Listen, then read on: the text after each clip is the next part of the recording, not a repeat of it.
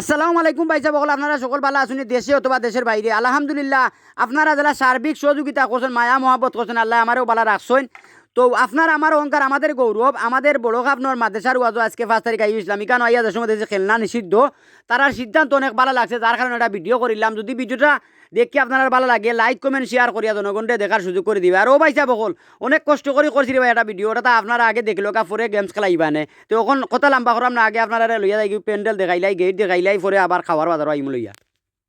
জুম্মার নামাজে ঠেলাঠেলি করে মসজিদে জায়গা পায় না, ঝগড়া বেঁধে যায়। সেই মুসল্লিরা ফজরের সময় ঘুমায়, ঠিক কিনা বলেন?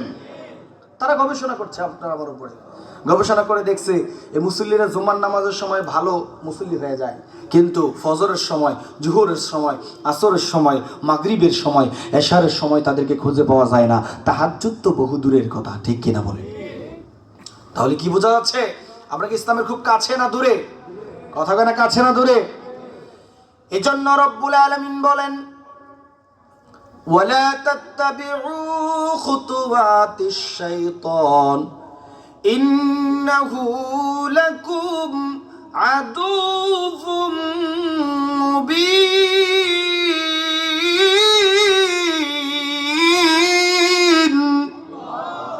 আরেকটু জোরে আল্লাহু আকবার। আমার ভাইয়েরা, গভীর মনোযোগ দিতে হবে।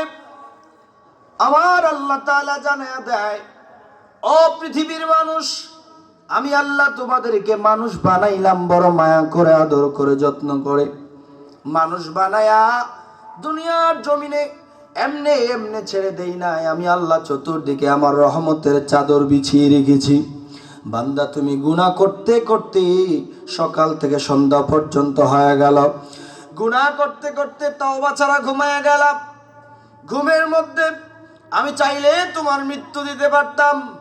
কত মানুষকে আমি ঘুমের মধ্যে মরণ দেই, কত মানুষকে আমি রোডে ঘাটে মরণ দেই, কত মানুষকে আমি রাস্তাঘাটে গাড়ি নেচে ফেলে মরণ দেই।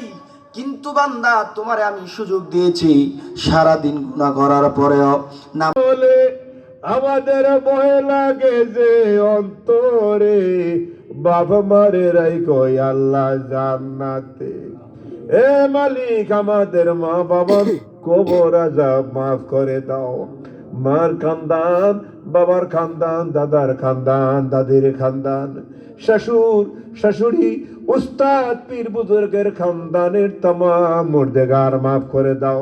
আল্লাহ রে, এই এলাকার আম গাছের নিচে, বাঁশঝাড়ের নিচে, পুকুর পাড়ে, গুরুস্থানে আমাদের মাই মুরব্বী যারা যুগ যুগ ধরে অন্ধকার কবরে শায়িত আছে, আল্লাহ আমাদের तमाम মুর্দেগানকে মাফ করে দাও।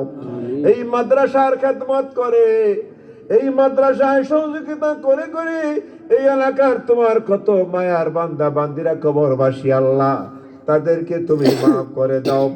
আল্লাহ গো, গুনার বোঝা মাথায় লইয়া তোমার রহমতের ভান্ডারে হাত বাড়িয়েছি, আল্লাহ গুনার বোঝা মাথায় করে বাড়ি ফিরাইয়া দিও না। আল্লাহ, আমার সঙ্গে যারা হাত বাড়াইয়াছি সকলের জীবনের গুনাহগুলি মাফ করে দাও রব্বুল আলামিন। আমি জানি না তোমার বান্দারা কি চায়, কার মনে কি ব্যথা, কার মনে কি দুঃখ বেদনা রয়েছে, আল্লাহ প্রত্যেকের নেক আশা পূর্ণ করে দাও। আল্লাহ, যারা ব্যবসা করে উন্নতি দিয়ে দাও, চাকরিতে প্রমোশন দিয়ে দাও, যাদের করে